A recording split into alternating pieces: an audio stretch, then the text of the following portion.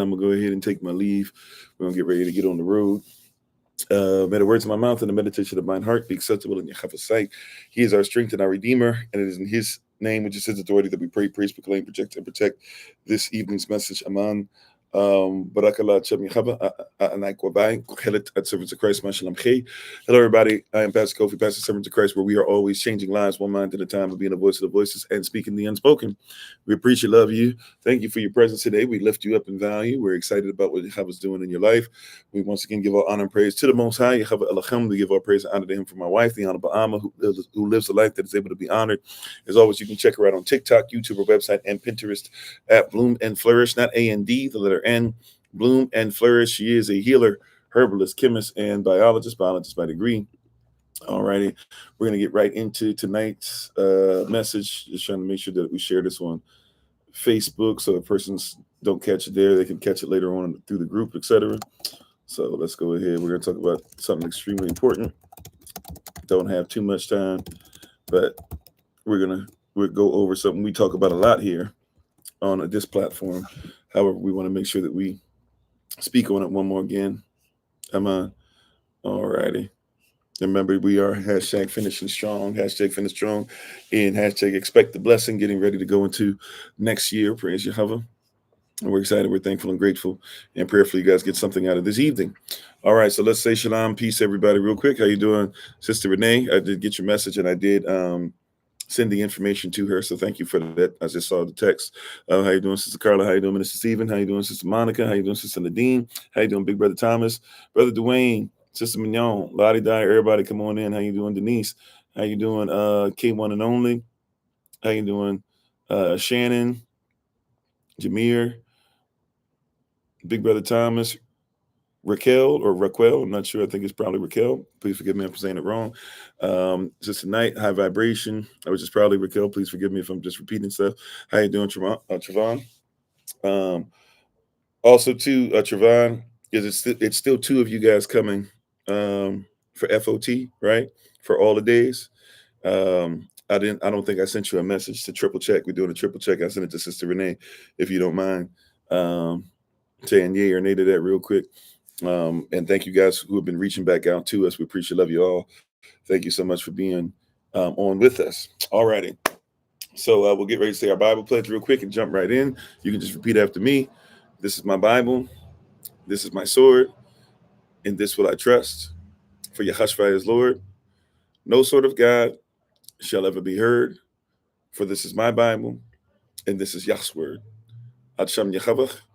Aman. In Yahweh's name. Amen. All right, cool. Thank you, Brother Jamal. Cool. We got you. All righty. So tonight, we're going to talk about the importance of etymology. We're probably going to go deeper to this tomorrow on Patreon, but we're going to talk about the importance of etymology. And thank you guys for your prayers, and thank you guys who were concerned, and even some of you blessed us to help us to take care of some things you heard we were going through with the vehicle, so we honor that as well. Thank you for looking out for us. We really appreciate you. We didn't even expect it, but thank you guys so much. We appreciate, love you guys. And don't forget, October the 12th, this Saturday, there's going to be celebration in Georgia, Dunwoody, Georgia, for the Day of Atonement at 6 o'clock p.m. Eastern New York time, whether you're joining us in person or joining us on Zoom. And we'll start the music playing about 5:30 p.m. Eastern New York time. We're probably going to ask everybody who's coming in person to maybe get there about 5 or so that if we need to lead you there, walk you to the to what's going on, we can make sure that you get there quick, fast, and in a hurry. Amen. Amen. All righty. It's glitching. Well, I apologize. I don't think I'm going to be able to switch this. I don't know if I'm be able to switch the. Let me double check. Let me see something real quick. Okay. Can you guys hear me on YouTube still? I did something to the signal. You guys are connected. How you doing, Sister Beck? Can you guys still see me? Hear me on YouTube? Can you hear me on TikTok?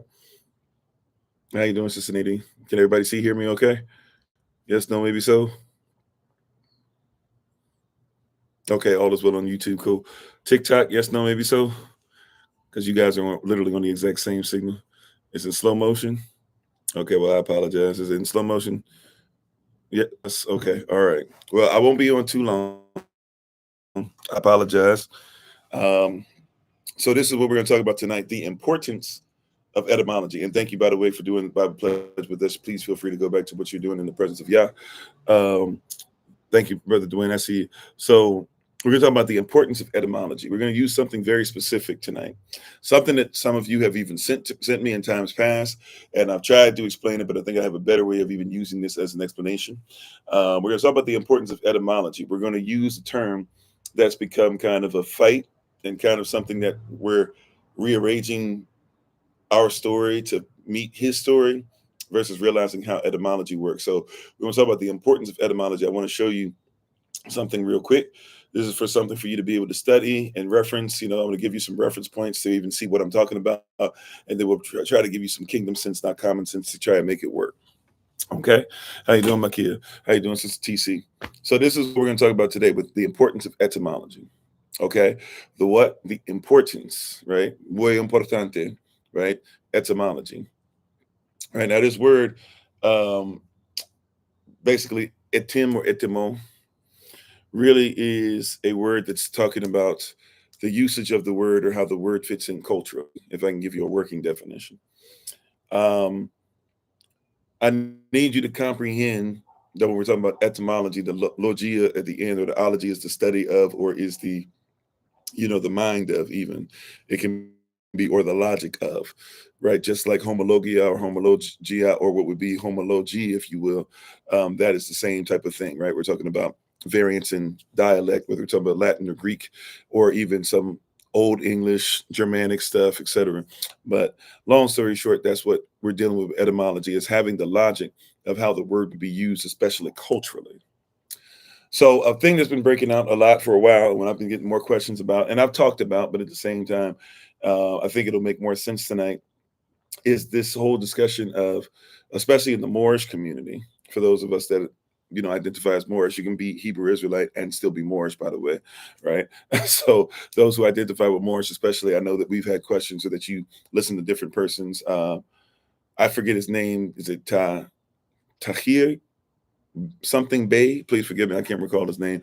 Brother who's extremely gifted. I learn a lot from, and I sit at his feet to a certain degree, right? So I'm not going to act like I'm not trying to clown anybody. There's other brothers that I listen to who are Moorish, who teach me so much, right? But this is why it's important to know the law greater than the scribes and the Pharisees. You should always know the law, always know the culture, always know how these things work, including etymology, because as much as we go by somebody else telling us what etymology is, do not forget it is your people who introduced etymology to the West.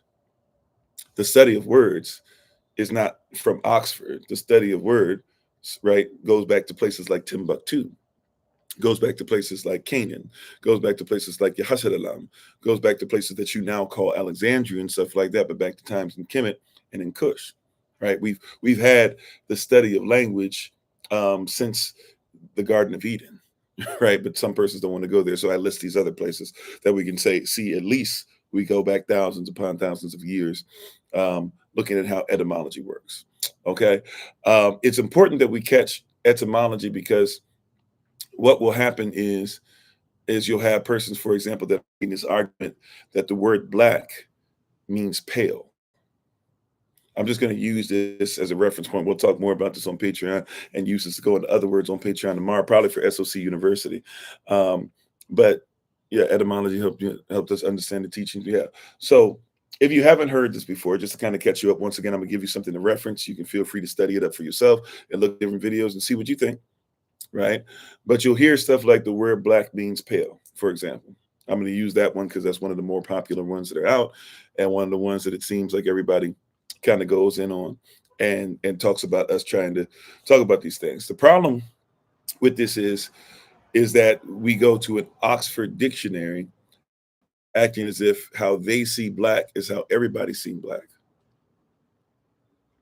Right now, if you're talking about the word, somebody says, well, the word black, and what they'll do is they'll say in Germanic language, which really isn't 100% accurate, but they'll say, if you go to Ireland, if you go to Oxford Dictionary, and they'll say, everybody who's a scholar, right, everybody who deals with any type of etymology, we should all be familiar with the Oxford Dictionary. ¿Cómo está mi hermana Sherry? Gracias por la presencia, right? And this is what they'll tell us, right? Is that this etymology is something that we should just take on. How you doing, Sister Jonaki? How you doing, Shoe Queen? And we'll just automatically bow down to it. We'll automatically go in and be like, yes, this is exactly what it is. This is how the etymology works. This is what, et cetera, et cetera, et cetera is. And the reality is that we're looking at it through somebody else's prism.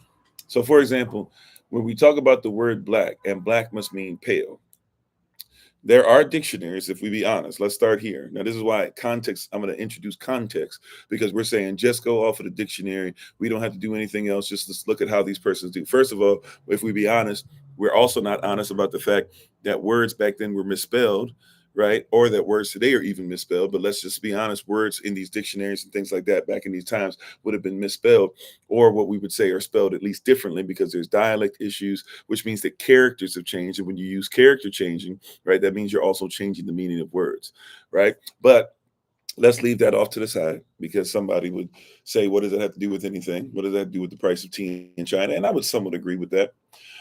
However, it is a part of it. That being said, also too, and how you doing, Bruder? I'm sorry if I didn't say so earlier. That also being the case as well, then let's go a little deeper. We have to look at the character change, but okay, let's go past that. When somebody's talking about black, right, they'll say, okay, the next thing you need to look at next to the word is going to be an adjective, right? Or it's going to tell you what type of word it is, rather. It's going to say, is it a verb? It's going to say, is it an adjective? It's going to say, is it an adverb, etc., right? And so you should be able to tell what it is. So black in Oxford Dictionary, at a time the persons are trying to go back to, is going to be described as an adjective, and it's going to be an adjective referring to something that is pale. The problem with this is, though, is that we have context, and we forget that persons change the meaning of words all the time. For example, American. What context are we talking about? Which dictionary? And whose is it? Right? Because the same people that tell you that American means something, the United States of America today, aren't honest with you about the fact that if you go across the border to Canada and you say that you are American, they'll say, so am I. So they've changed the definition enough to Canada would feel like they're American. Mexico would feel like they're American. Guatemala would feel like they're American, right? Puerto Rico, even though you could say they're a territory, basically it's a slick word for colony, but they would say that they are American.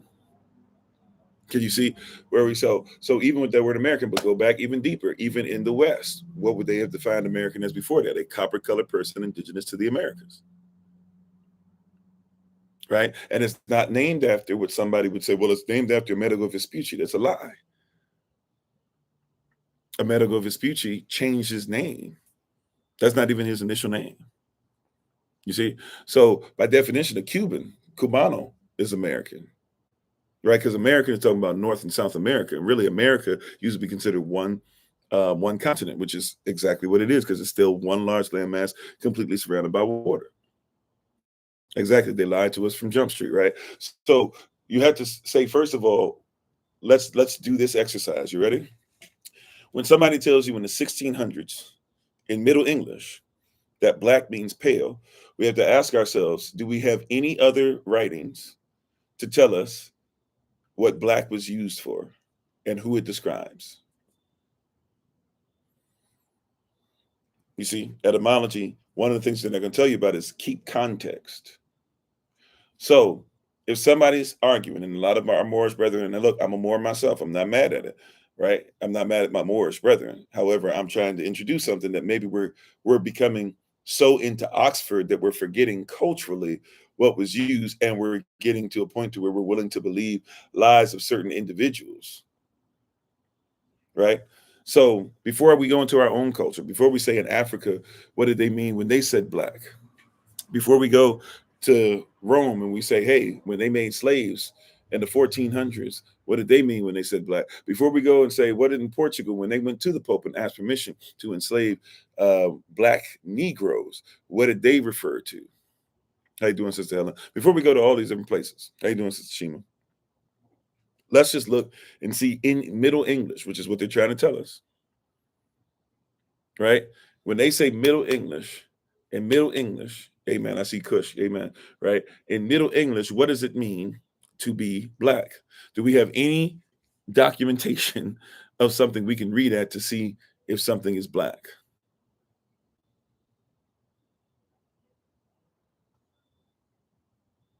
Do we have the term black mentioned in the Bible, for example? Now, somebody would say, well, that's written before then. No, no, I'm talking about Middle English, the language that you're trying to use to to what they call translate. Do we have anything that we could look at and see what's black is? Can we see, even though it says that it's as bronze as if it was burnt in the furnace, but if bronze is burnt in the furnace, what color would they have called that?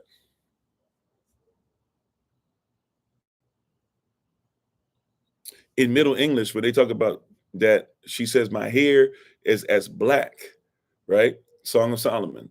Sheba says, my hair is as black as the tint dog. Actually said more like kadar, but nevertheless, right? When she says my hair is as black as tints of kadar, they were made out of goat's wool that was extremely, and so you can still look it up today. They still make the tints the same way, made out of goat's wool that is extremely black, jet black, we would even say. So when they use this term in Middle English, are they saying that she's saying that her hair was as pale as the tints of kadar? But when we see the tints of kadar, we see that they're pale, or we see that they're black. See, etymology, it's true. Get your book notice, but don't forget context, and don't forget the culture, and don't forget how they looked at things. By the way, do we have books that tell us that persons who are swarthy are considered to be darker? The more swarthy, the blacker they become. You see, we got to deal with this. Matter of fact, remember we got in trouble on Kofi_43 a little while ago, where we had to do a week of having everything on Kofi_40, the original channel, for the rising sessions, because we had somebody who got upset because we dared teach that the same way that they described Christ, who was sent to Kemet, right, to make sure that he fit in and could hide, right? The same way that they described him, who also was sent to the same place that Moses was hidden in, the same place that Joseph not only married into, but he looked so much like the people that his own people, his own brothers, who he was born right with or born around and lived with, they could not even distinguish him between the Kemetic persons, right? Yehoshua sent to the same place. How you doing, Brother Rodney? If I didn't say so already, I think I did. Yehoshua sent to the same place. And he fit in, right? Yehoshua says that he's so dark that he is the color of copper, as if you are bronze, whichever one, forgive me. But, you know, Revelation chapter 1, verse 14 and 15, I believe it's verse 15, where it says that his feet are the color if you put brass in the furnace and just kept on cooking it up and cooking it up and cooking it up. And we got kicked off because the way they describe Christ is the way that they describe, according to the European scholars, that you're so busy talking about their language. That's the way that they described the Europeans monk, a European monk, excuse me, describes the Moors almost the same exact way as Christ is described. So etymology is important to figure out the adjective, to figure out that there's actually 8 ways that you can go ahead, 8 parts of a word, or 8 ways to build a word. But one of the things that they don't teach us is that we have gotten everything that we've received through their prism, including things that do not make sense, including things that have to be lying somewhere. How you doing, Brother Craig? Right? We have the writings to be able to see what's going on. We know they didn't really call you black, sure, but that's through Spanish prism. That's through a Spanish prism. Through a Spanish prism, they made a distinction. Moreno was one type of so-called black person, but yes, then the Moor was black, and then also too, we know that, what is it? And then we have Negro, which it was the ancient West African way of saying who we are, a particular people, a peculiar people, if you will. Right? We talked about 1834, the thesaurus, Roget's thesaurus. That's closer to home now, but persons are trying to tell you 1800s. They were saying, no, 1834. If you look up, right, If you look up the term, you'll see Negro. You'll see that it in the thesaurus, you can switch that word out with more. You'll see you can switch that word out with black. You can see that you can switch that word out with also too being considered to be the children of the Most High. Now, how do we see that written and see that in context and know what every now if somebody you see what I'm saying? We have to look at this and say, why would the person in Oxford try to tell you that black means pale? Especially if they same persons, right? Because Roget, you're dealing with the same group of individuals. So the same culture that tells you that black, that supposedly is trying to tell you that black means pale. And by the way, this is something else I think we need to make sure that we keep 100. This is not like today. And still today, this is the case, right? But information is more open today. That's why they mess with information, because as soon as you learn more about yourself, they have to change it so that you remain poor concerning information, right? But let's have an honest conversation. Let's have honest dialogue. How you doing, Habaya? Faux life, right? Let's have an honest dialogue. It's different back then. Who are the persons who carry the information? Yeah, just like with Reddy, right? That's right. We might as well go back to the language of all creation. But you got to ask yourself, who carries the information in that time? Amen. Context is always king, right? It's always key. The oppressor, but watch this. Let's not think black versus white. I'm talking about if you lived in a European city, you might have 1% in certain cities, maybe 1% of people can read and write, are educated enough to read any language. All right. Joan of Arc, Jeanne d'Arc, right? She couldn't write. She signed as many did back then. They act like it's your ancestors only did that. She signed many persons back then with an X. By the end of her life, she had finally learned enough writing to sign her own signature. She really didn't even. We don't even really know necessarily if she understood what she was putting, but somebody out of love and affection for her as their saint. Right, she hadn't become a saint yet, but basically somebody that was of great importance to him, to them, the maiden, right? Joan was the maiden, and so as the maiden, they decided to make sure that she could sign her own stuff, so that if somebody was looking for her, that we could actually comprehend that it was her authority on it. So you have to recognize that one of the things you have to be careful about is that, remember this old saying, right? That history to the victor goes the spoils. History is written by the winner. And if you're the ruler, you're writing stuff to make yourself. Now, if you're somebody who knows that those that are black, those that are negro, those that are negro, those that are Israel are considered to be the children of Yah, and you're busy taking their place, watch the context now, and you know that you're busy taking their place. How you doing, Sister Sabrea? Then what do? You change. This is iconoclasm. You think that iconoclasts only change the color of the things to make you think that they literally, there's books, right, where we can put side by side and see the persons, and still happens to this day. We've caught persons where they change the color of what you see in books so you think that somebody's a different color. Well, you think that they just stop the color. You don't think they change words so that you would identify the modern American as an American more than the Native American?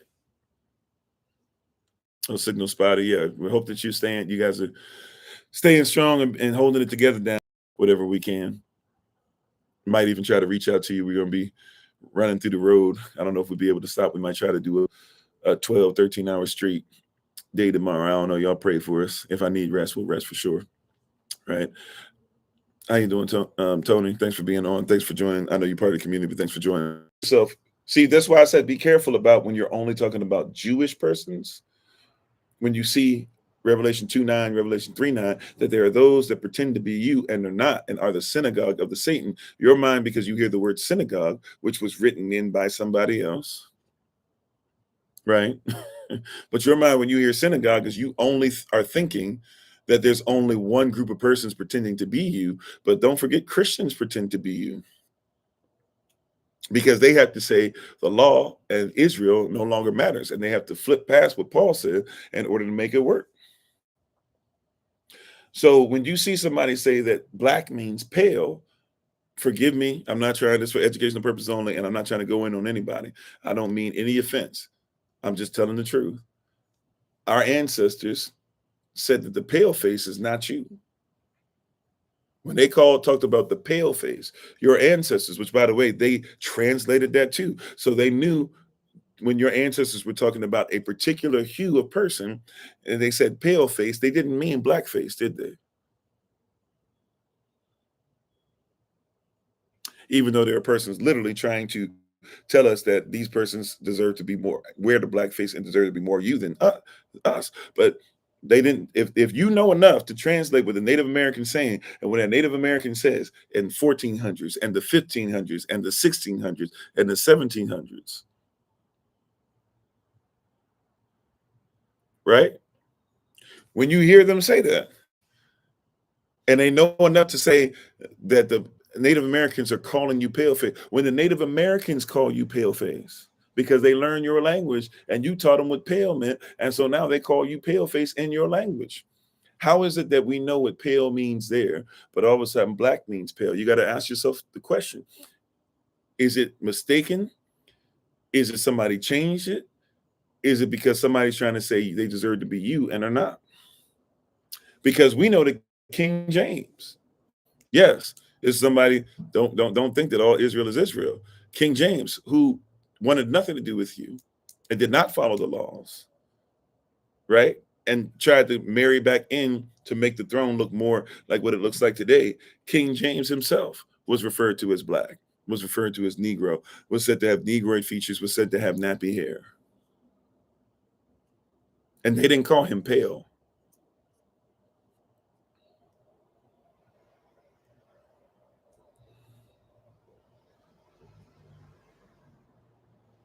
And then here's where it gets even more interesting. Now, I'll be honest with you. This is opinion.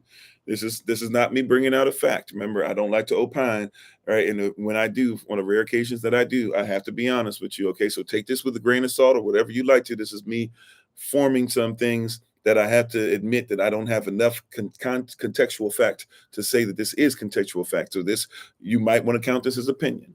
I don't think I think it's still enough to where we say contextual fact, but I get it that this is me kind of piecing stuff together without having every last fact. By the way, I still don't have every last fact, but we have enough to be able to know what's going on. Thank you for the love. Watch this. We have to also ask ourselves the question: does pale mean white?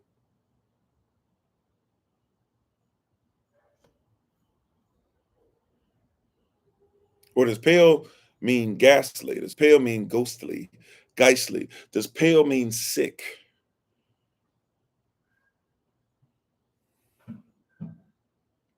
So if somebody says that you're pale, salah, right? Pause and think about it. So if somebody says somebody's pale, they're not even saying the color of your skin. I can be pale. The white is clear anyways. You get right. You dig what I'm saying? So white wouldn't have existed back then. You get what I'm saying, right? This is why it's really interesting. Person say that white actually means black, and pale or black actually means white because black means pale. Well, pale doesn't mean white. You can be gray and be pale. You can be green and be pale. You can be blue black and just look black, and somebody will say you're pale. You can look sick, and somebody will say you're pale. By that definition, right? Pale sometimes just has a dull appearance, etc. How you doing, Sister LaCrystal? So we must recognize. By the way, Sister LaCrystal, I'm sorry, I don't think I sent you a message either. Are you still just coming? Just one person just coming and coming by vehicle, I believe, right? And if you don't mind, you don't have to put your business in front of everybody. But if you're coming, can you help which days you're coming? Even if you need to text it to me, we're just trying to triple check everything. And I'm going to send a final, countdown to Sister Renee, right? So you can text it to me if you don't want your business out there. But if you can get that to me, I apologize. I meant to send it to you.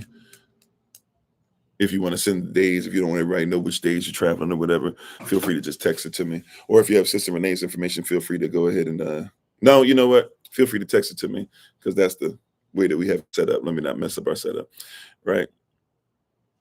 But you hear what I'm saying? Pale does not mean what we call white, or it doesn't mean a lot of stuff. You say you just gonna walk there, right? Pale doesn't mean right. So when we're seeing this, we got to say, well, wait a minute. In the same time, we have conflicting, right? The same societies, the same group that's in charge. We have persons that are saying black means swarthy. We got another group saying black means white. Well, if that's the case, then we got to look at context. How many black persons, right? Did they refer to Moors as pale? Have you seen anywhere where a Moor is considered to be pale? Have you seen anywhere where they say these Moors look like sick? Have you seen anywhere? Matter of fact, we have chattel slavery. Started in the 1400s. They were already enslaving Native Americans off what you call the East Coast of the United States of America. They were already going into the West Coast of Africa. Did they ever show up and say, these persons look pale, these persons look white? Do you see anything that describes them like that? Right? Just that one word, we can see the etymology. That's what I'm saying. So when you have conflicting stuff, when somebody's changing or flipping the script, if we have two different conflicting things, then we can have context helps us to be able to say, no, that's right. We know what color that is. When they got to Puerto Rico at first, they didn't say they were pale.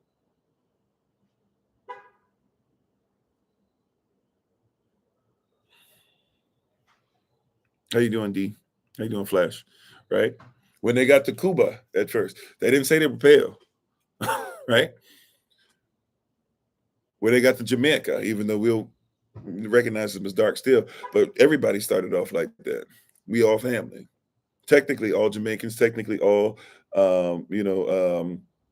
Moreno, if you will, technically all Israel, technically, well, not all Israel, but you get what I'm saying, mostly Israel, technically, right? All Omekshi. How you doing, Sister Taya? Praying for you guys. Hopefully all goes well throughout the preparations. All of you once again in Florida, we hope that you guys are doing great and we will do our best to try and help out as much as we can. All right. My wife and I, we were talking about, we were watching a thing, leaving where we were at earlier, and we were watching a thing. I don't know if it was early today or like yesterday, but was like, man, where are the Karens again? Because we were watching this group of persons and they're buying up property and stuff, and everybody talking about moving to the Cayman Islands or getting beach property to Cayman Islands or whatever. And then I was like, yeah, I think the Cayman Islands are, Cuba. They're right off of Cuba. And she goes, yeah. She's like, yeah, that's what I thought. It's I don't know whether I should be elated about this, watching a show about them building homes and what the homes look like, or if I should be sickened by this because those are not the people. They're making it to where the people can't afford where they live, just like they're doing in Kauai or Hawaii, right? On those islands, Oahu, Kauai,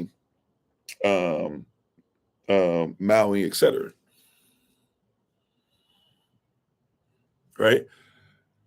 But they didn't refer to any of these. They didn't refer to Hawaiians. Like, forgive me, Hawaiians, but we're gonna keep it a buck. We know what Hawaiians used to look like. Just like they came, they saw, they conquered, they lightened the skin of persons on purpose by forcing our sisters, because I say ours because you guys are us too. We're you as well. If you're Polynesian, you got to do your research. If you're Polynesian, Austronesian, Melanesian, you got to look at a few places, all of them basically on the African continent at one point, and that's spreading out, or Australia, if you want to go ahead and say from there. We're the same people, though. Especially when you go back to Pangea or before the flood, when the whole earth was connected. Because ultimately, it's about us being the same, right? But you have to have that context. The etymology, right? Your study, your logic of how the word is built within the culture or the language that it was originally spoken in. If you're trying to use etymology, but you're not going to be honest and stay on that track, then you're having a dishonest conversation. How you doing, Bradley? Right? You having a dishonest conversation. Real talk. And many of us are having dishonest conversations, not realizing that we might be earnest, but it doesn't just because you're earnest, it doesn't mean you're honest. Did you catch that? That's a word right there. Ah, that's a word right there. Just because you're earnest, it doesn't mean you're honest.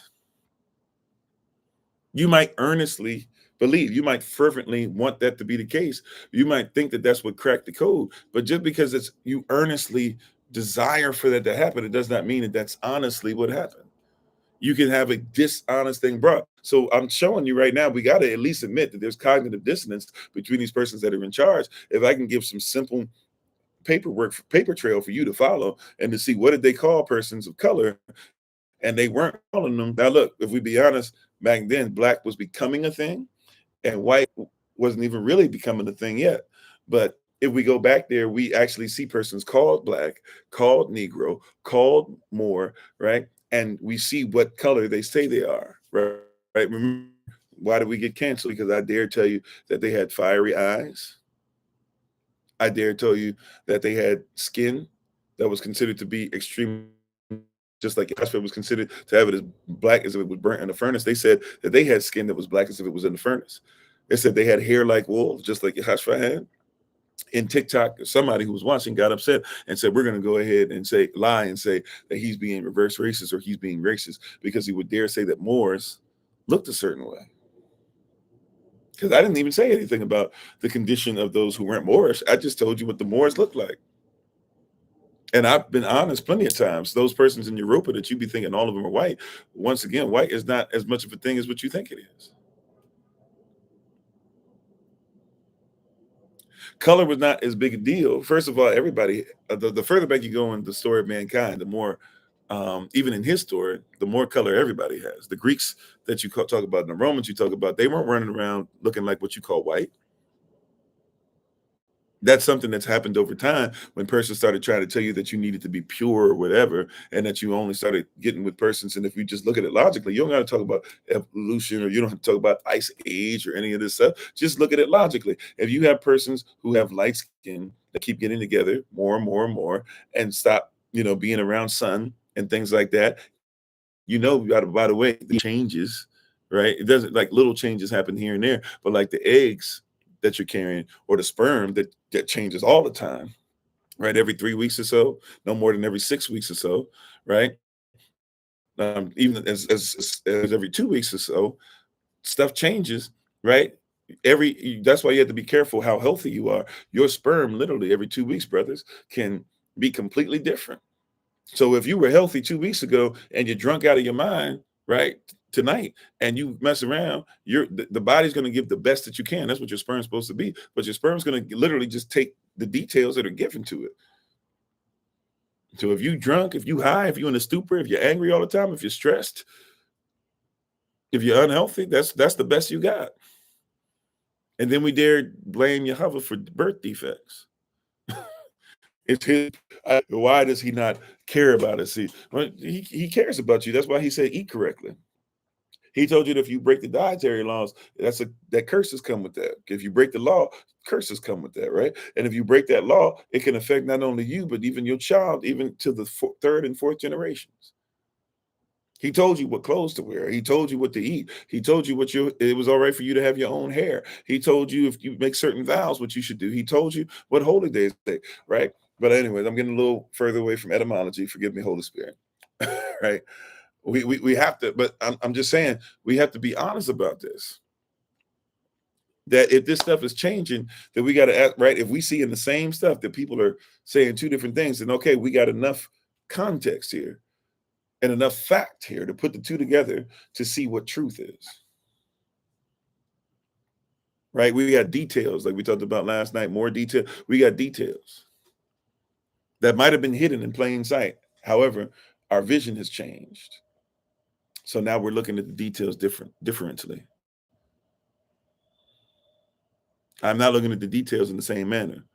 So if I'm looking at these details that are in front, then when somebody tells me pale means black, okay, you read that, you're saying that's what they say in Oxford. That's what you're saying, that this royal family or these church folk or this less than 1% of persons that actually might have been able to read or write at the time, they all of a sudden starts changing it. But then the persons that they even report to and stuff are saying something different, or sometimes the persons that are making copies of their stuff are saying something different, then I got to say, all right, what's the context? Right? Like today, there's a group of persons that say, hey, who cares what kind of family you're raised in? Love is love. There's a group of persons that say, hey, you know what? The Bible declares this is what family is. Now we have context. We've got this happen long enough over about 3 decades where this has been changing. Definitely the last 2 decades for sure, right? But about 3 days, maybe even 4, maybe even 5, if you want to go back to the 70s when you had Pink Jesus and them popping up. But we have enough evidence now to be able to see what's been happening with this. And so when we look at the evidence now, what does statistics show? What's the context of it, right?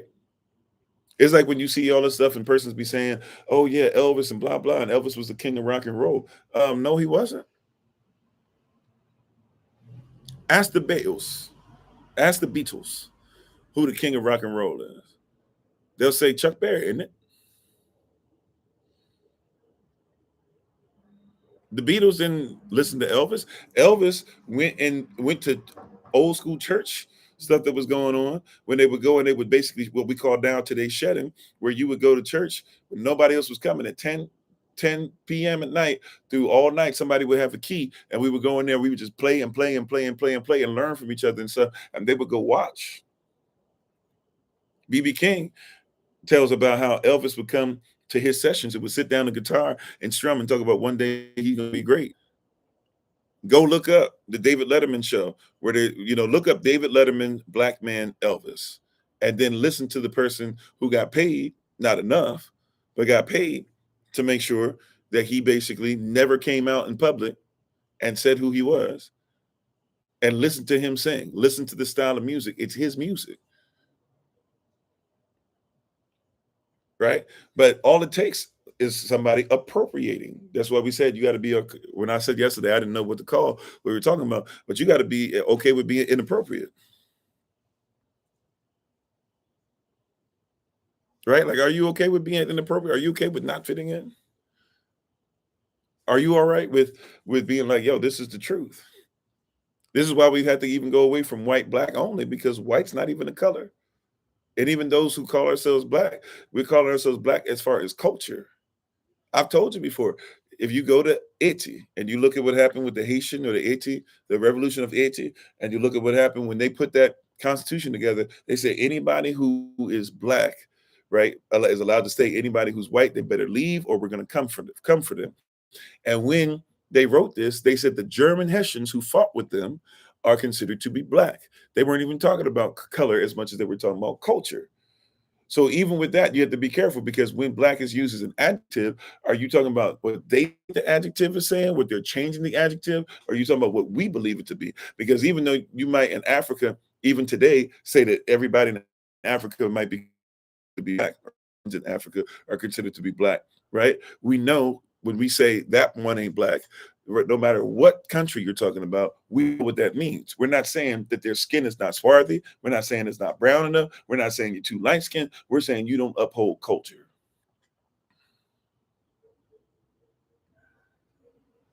How you doing, double OG, triple OG? You see what I'm saying? You see the difference? Everybody knows. That's why I bring this up, because it's so popular. I bring this up a lot. I studied a lot because I could see a bunch of persons having epiphanies and moments off of this. This is why during the stuff when everybody comes out and says it's not cool that they were saying that Drake's not black enough and blah blah. I grew up where people said I wasn't black enough, and they said I wasn't black enough because I don't speak blah blah.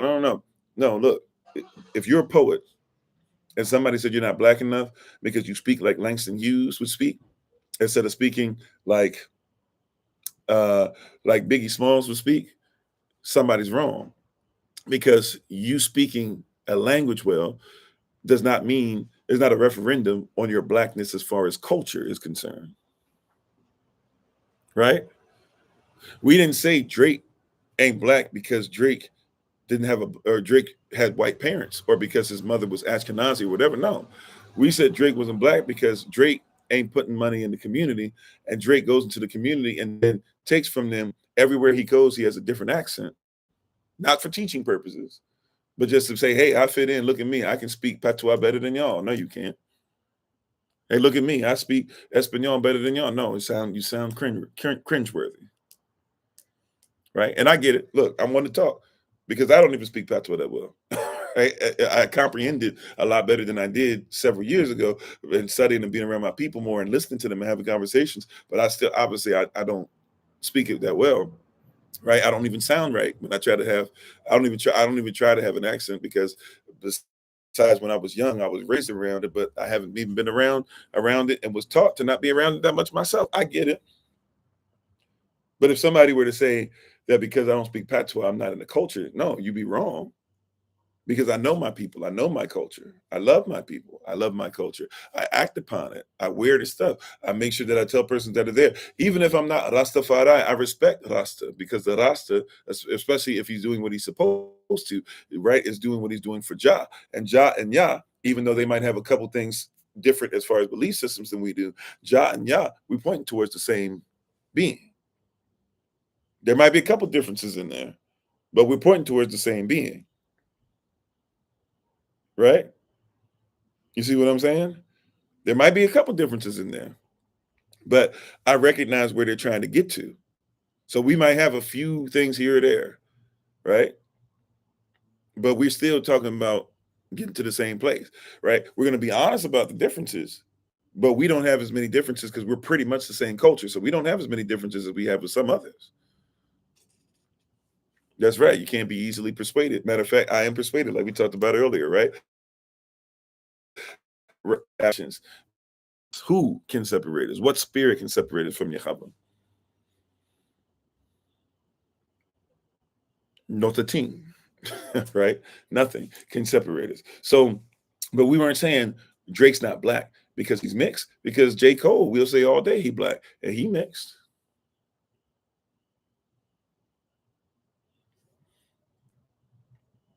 You guys said Obama was black. Some people would argue that now, but when we said Obama was black, we weren't arguing whether Obama was black.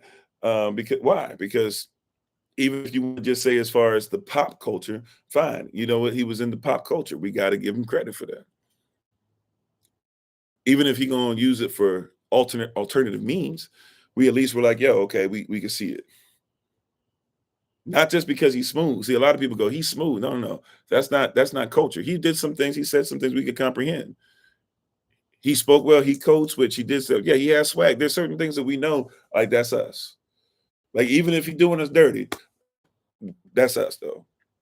You know what I'm saying? Like he doing us dirty, but that's us though. We got to figure out what to do with it, right? Why is it that persons get on Candace Owens? Candace Owens, she's decided not only to not be like us, not even want to be us, but what NCP and others have done for her in the trash, but she's decided to tell you that black culture is terrible. Now, why she only thinks black culture is booty shaking, right, and sagging your pants, and that's all there is to us. That's because she's decided to go ahead into a different thing in a different realm. I don't care if her husband's white. I don't care if her child is so-called mixed. By the way, this is just how DNA works. If you got a mixed child, right, the child, let's put it like this. The way society sees that child, we already know what time it is. I'm going to leave that alone. Okay. I'll leave that alone. I know I'm teetering on the fence, right? I'm going to be careful, right? However, we're aware, right? That one drop rule, that's how they see you. I was watching something interesting today. There's a girl from Russia. She was not born in Jamaica, but she speaks with a Jamaican accent. It is like spot on. But it's because even though she grew up in Russia, she married a Jamaican, and so everything's about English is through the prism of a Jamaican accent, if you will. So she doesn't speak patois, but she speaks with a Jamaican accent. So and she says certain things in certain order of language that somebody from Jamaica would say. So you hear her and you go, "Oh, I can see it." And she honors culture. She talks about the different stuff. She talks about the mangoes. She talks about like certain things from principle and stuff that you would speak on. And you can tell culture wise, she's decided to go ahead and be grafted in. And so she gets respect. You know who I'm talking about? Yeah. She gets, we would say respect, right? Because she recognizes the culture, right? So if somebody were to talk bad about her on the island, those who would know her, They'd be like, you don't get to say that about her. Because there's persons on the island that don't want to sound like her. There's persons who have left the island and trying to act like anything attached to there isn't great enough. I know we went to one of the places we were on and traveling this year. I can't recall. We were on the road a lot, even if we weren't on the road as much as we normally are. One of the places that we went, where was this at? Was it Florida? I don't know. Florida could have been South Carolina. I don't recall where exactly. I feel it was like in the place where the beaches are. So somewhere where we were at this year. And I don't even know, Ocean City, I don't know, somewhere. And there was a Jamaican sister, and she was making the point that we were talking about, yeah, we it's been a while. Well, really, I'd never really been. I have family over there. I got a chance to see, somebody with the name since, it seems like they might actually be my family. Like, it's cool, We have family here in the States that like provided a way, helped us to be able to get back over there. I'm forever grateful, And man, it's so great over there. She was like, what's great over there? Now, if she came from the rubbish, or if she came from poor places and stuff like that, I get that it could be tough. And there are places that, just like anywhere where if times are tough, then people get tough, right? But to say there's nothing great from where you come from, you can't see anything, right? Right. So when you get to this place to where here's one of the things too, I just want to put, so what does that have to do even with the etymology, the importance of etymology, before I go completely off the rails? What does that have to do with etymology? Well, if you get to a place to where you don't even want to be black, then you'll look for every excuse to be pale. If you get to a place where you look at Oxford as the beginning of how you look at yourself, then you'll never even look for Kemet. If you're looking for an Ashkenazi to have to sign off on everything that you say, then you'll never even look to see what happened in Negro land.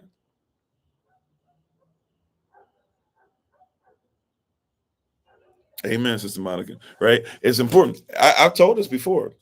When I grew up, where I was, and the way everybody would treat, like my grandmother, I told y'all, she passed for white like all the way. I always say, to me, she looked like the Queen of England. I'm not sure if that's even a great description. I'm just being honest. If you've seen young Queen of England, right, like the one that was dancing with Kwame Nkrumah at that age, and you see pictures of my grandmother when she was young, I'd be like, they look the same to me. Matter of fact, when they got older, they kind of looked the same to me, right?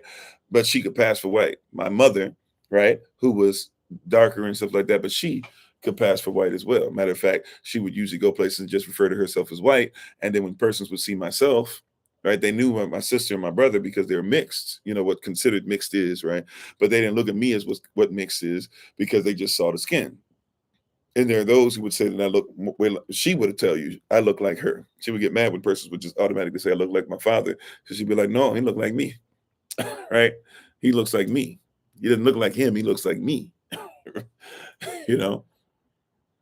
Well, the queen passed for white. What? Queen passed for white too. There you go. I didn't even think about that when I was saying it out my mouth. Wow.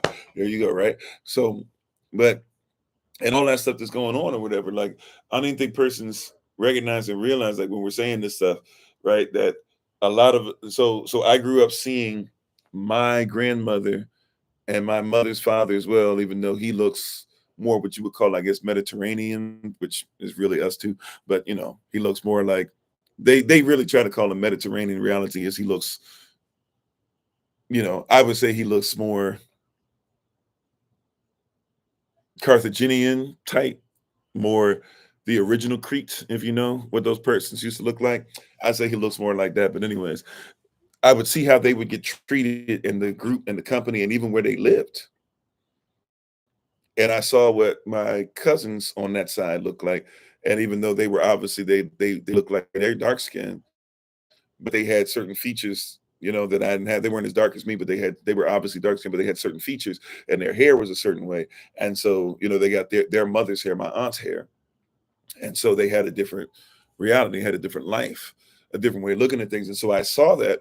And so naturally what happened in my mind is white is better, right? My grandmother and my father didn't even get along at first until I was born.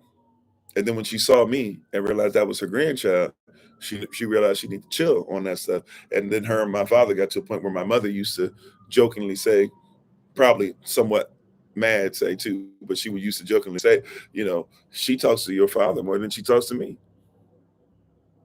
But it took me being born. On the opposite side, when I was born, my father's side of the family, dark skinned, but Native American mostly, right? Israel as well, but Native American mostly. So what would be considered on the Kitawaya, Gullah Geechee, things of that nature. Uh, they didn't, when I was born, they stopped hanging around us because the two of them got together. I'm born in that, right? And I recognize what it does and rips us apart. And I wish it was more important for us to be a family and to be a culture than it was. This is why I don't get cut. We have to tell the truth about color, because how many of us have been divided over, how many of us have literally hated ourselves. But it was natural for somebody like me to grow up in that. And there was a while where I used to, this is going to, for some of you know what I'm talking about. This is not a foreign concept. Some of you will get exactly what I'm about to say.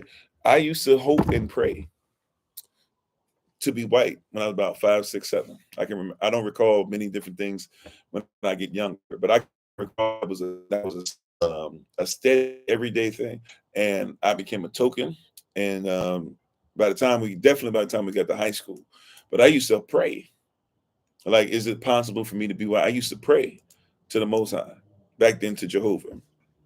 I used to pray constantly and consistently that my features wouldn't show. I used to get my hair cut, not down low because it was nappy. I used to get my hair cut, but I would let it grow maybe about this much because I got natural waves. And since everybody used to see all the brothers, still do see all the brothers doing all that stuff where they be trying and keeping stuff up for hours and brushing. They be brushing all class long. They be brushing the cap. They be brushing under the cap. They be sleeping with bags over their head. They be doing all kinds of stuff, right? They had stockings on top of stockings on their head and trying to keep the waves and everything. I had that natural, so I figured that made me whiter than most. And cats knew I was mixed, and I didn't really know how I fit in. So sometimes they might see me, I might wear, the well, I don't know how many of y'all know these brands, but like D-Lo stuff back in the day or things like that. Of course, Fubu and stuff. But there were also days to where I was gonna wear, um, I was gonna wear Airwalks. I was gonna wear Van stuff. I was gonna wear trench coat stuff. To be honest, which I was wearing Gothic stuff sometimes. I didn't know where I fit in, but I couldn't wait to be able to go to certain things, and certain things I was able to do and I was participating in, and be able to hang out with the white families and travel with them and go to different places. And I get to be the token. I get to be the one that got in. And it was even the stuff y'all be seeing in the movies or they make fun of and stuff. It was true. Let two of us show up. Let me and another brother show up at the party. There could be another black girl. Cool. She can be the one and I could be the one. But let somebody else come in. Sometimes that was a problem. But let another black dude show up. It was competition because we were supposed to, we were supposed to be there could only, it was like Highlander. There could only be one. And it comes from this thing of improper etymology and us, right? Where it's leading us to places to where we will get away from context and what's right in front of our face because we are so busy trying to be something that we're not. And I'm not here to tell you that white is evil, by the way. I'm not here to do that.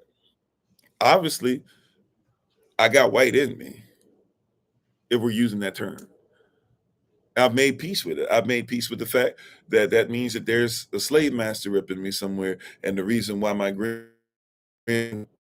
grandmother look she does because somebody did that. Because they were literally trying to breed different colors so that we would go against each other and follow the Willie Lynch doctrine. I made peace with the fact that there's white in me that loved the black in me and took care of it and protected it and even lost their lives because they would dare love somebody who didn't look like them.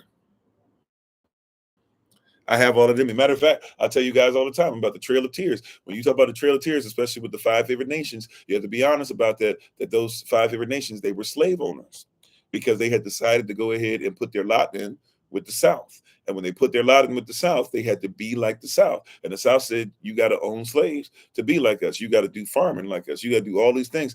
But they wouldn't allow them to, they kept taking away, forced them to march. But when they marched, part of my family were the ones that were forced to march as slave owners. Part of my family was the ones that were forced to march as slaves,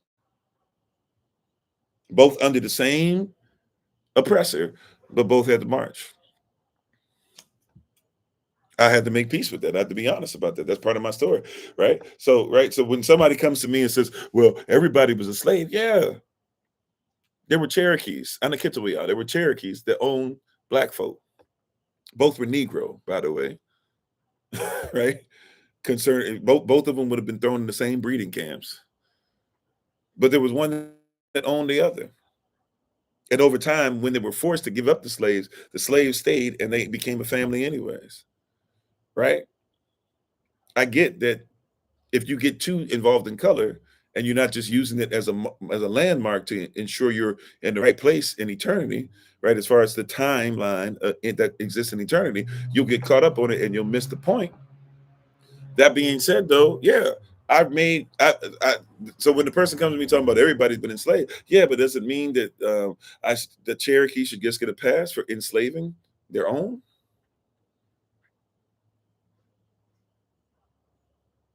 Does it mean that the light skinned Seminoles who were given money, millions, and then were told to disseminate it, but it was done on purpose because they knew that the light skinned Seminoles hated the dark skinned Seminoles, and so they wouldn't give them the money, and so dark skinned Seminoles are still without in places like Oklahoma?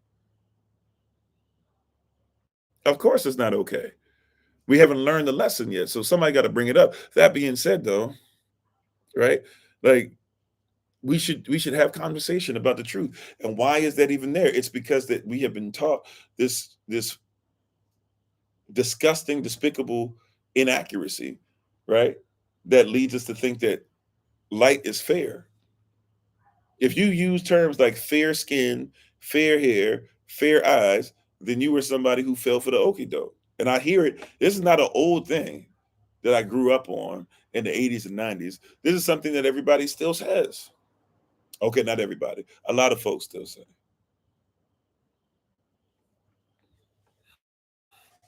That's divide and conquer.